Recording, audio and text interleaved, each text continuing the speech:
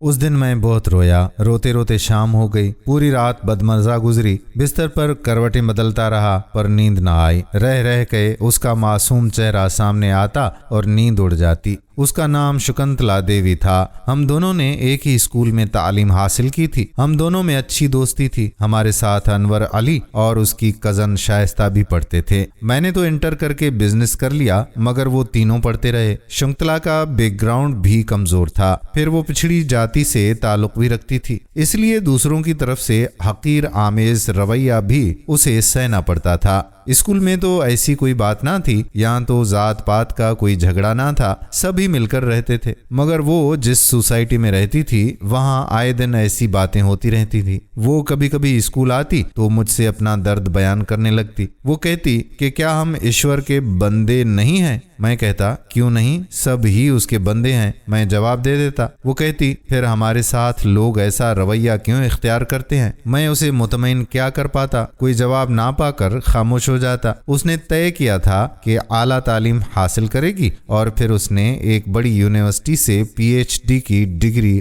حاصل کر ہی لی۔ ادھر انور اور شائستہ بھی ترقی کرتے کرتے ڈاکٹر بن گئے، اور پھر ایسا ہوا کہ شائستہ کی بھی شادی ہو گئی اور شکنتلا کی بھی۔ شائستہ کی شادی انور سے ہوئی اور شکنتلا کی اپنے خالہ زاد پردیپ کمار سے ہوئی۔ دونوں اپنے اپنے گھر چلی گئیں اور ایک نئی زندگی کا آغاز ہو گیا۔ ادھر میں کئی سال تک اپنے کاروبار میں ایسا مشغول ہوا کہ ان سے رابطہ ہی ٹوٹ گیا۔ کئی بار سوچا بھی کہ ملاقات کروں، لیکن ہر بار ارادہ ادھورا ہی رہ جاتا۔ آج کئی سال کے بعد تینوں یعنی شکنتلا، شائستہ اور میں ایک ساتھ جمع ہوئے۔ ہمارے ایک دوست نے اپنی شادی میں سب کو مدعو کیا ہوا تھا۔ کئی سالوں کے بعد ملاقات ہوئی تو گزرے دنوں کی باتیں نکل آئیں۔ میں نے جیسے ہی دونوں سے ان کی زندگی کے بارے میں دریافت کیا اور فیملی کا حال احوال پوچھا تو دونوں کے چہروں پہ غم کی ایک تیز لہر دوڑ گئی اور شکنتلا کی آنکھوں سے تو آنسوں کا سیل رواں بہہ پڑا۔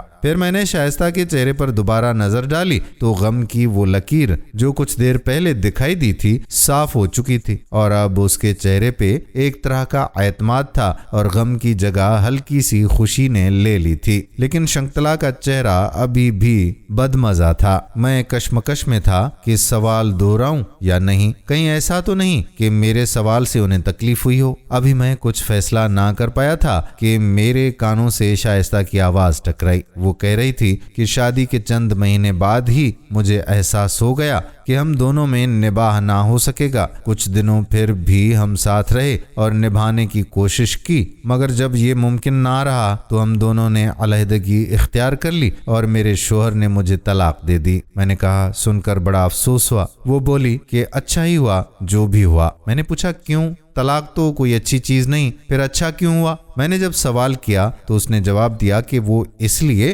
کہ اس کے بعد میں نے دوسری شادی کر لی اور اب میرے 2 بچے ہیں اور میں اپنے شوہر کے ساتھ خوشگوار زندگی گزار رہی ہوں۔ اس نے میرے سامنے یہ وضاحت پیش کی۔ شائستہ کی یہ باتیں سن کر شکنتلا پھوٹ پھوٹ کر رونے لگی۔ ہم نے اسے تسلی دینے کی بہت کوشش کی مگر وہ روتی ہی رہی۔ کہنے لگی کہ تمہیں کیسے بتاؤں کہ میری زندگی کیسے جہنم بنی ہوئی ہے۔ اس نے بات جاری رکھتے ہوئے کہا کہ 8 سال ہوئے میری شادی کو مگر ہمارے درمیان آج تک نباہ نہ ہو سکا۔ میں نے پوچھا تو پھر تم علیحدگی کیوں نہیں کر لیتی؟ میں نے جب استفسار کیا تو اس نے کہا کہ ہمارے یہاں ایسا نہیں ہوتا۔ اتنا کہہ کر وہ پھر رونے لگی اور شائستہ سے مخاطب ہو کر رندھائی ہوئی آواز میں بولی کہ تم کتنی خوش قسمت ہو کہ تمہارے شوہر نے تمہیں طلاق تو دے دی۔ مجھ سے پوچھو کہ ایک ایک پل کس طرح سے کٹتا ہے۔ جہنم بن گئی ہے زندگی، نہ وہ تعلق ہی قائم کرتے ہیں اور نہ چھوڑتے ہیں۔ ایک ایک پل خون کے آنسوں پیتی ہوں، گھٹ گھٹ کر جینا پڑتا ہے، نہ ہنس سکتی ہوں